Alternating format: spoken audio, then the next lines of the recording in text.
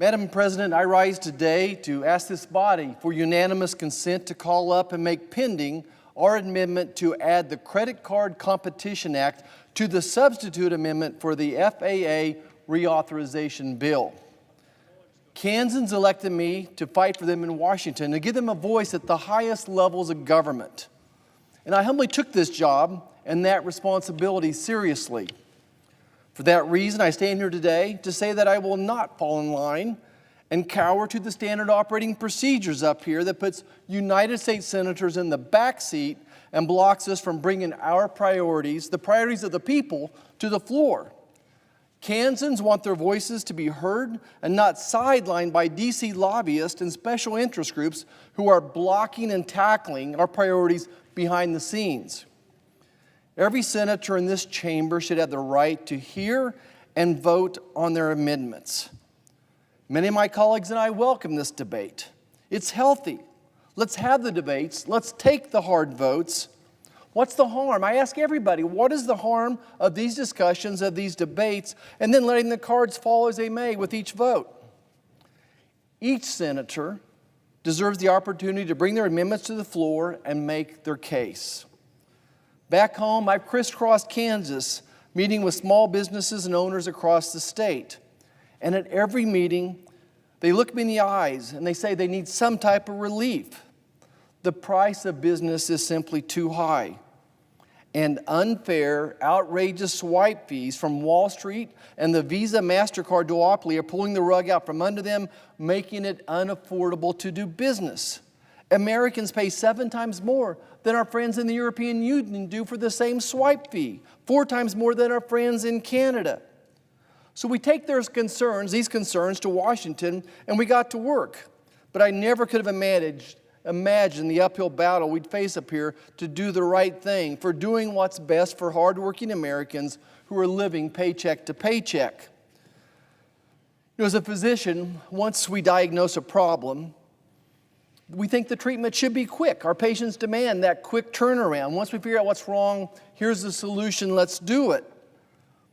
I don't want our patients to wait any more longer than they have to, but in Washington I've learned and realized that too often we see the problem, but we sit on the solutions if they're not popular with the people who cut the biggest checks up here. For too long, the Visa MasterCard duopoly has used its money and influence in Washington to turn politicians' eyes away from predatory swipe fees. Right now, the Visa MasterCard duopoly and 4 mega banks are robbing our American small businesses at the highest rate in the world, with their credit card swipe fees totaling over $90 billion. That's 90 with a B billion dollars each year. These swipe fees are inflation multipliers on businesses and the consumers. Often credit card swipe fees are one of businesses' highest costs, often topping utilities, rent, or even the employees' health care costs.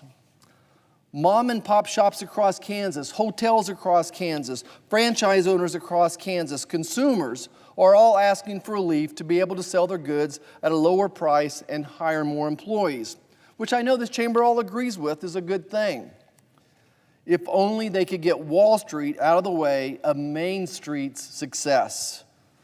The National Federation of Independent Businesses, the voice of small businesses, said 92% of their members are asking for this. 92%.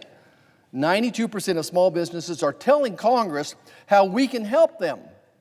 Yet this body refuses to vote on it. And it's not going to cost taxpayers a dime. 92% of businesses want this. It's been 2 long years since Senator Durbin and I have introduced this bill.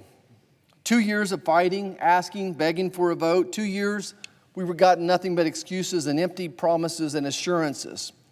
We begged for committee hearings with no results. Crickets. Why are they so afraid to have a committee hearing up here even on this? It's because they're afraid of the truth.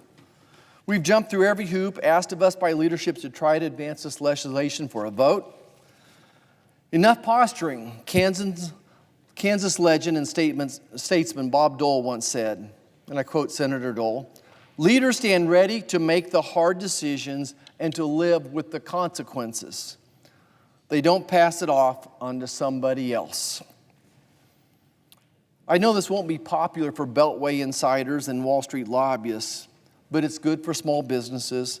It's good for hardworking Americans. I've made my decision. I'm sticking with Main Street every single time. I'm sticking with hardworking Americans who take their lunch pail to work. Madam President, I'll close today with a reminder to this chamber. I will not stop fighting until we get this vote. I ask unanimous consent to set aside the amendment in order to call up Amendment 1936. Is there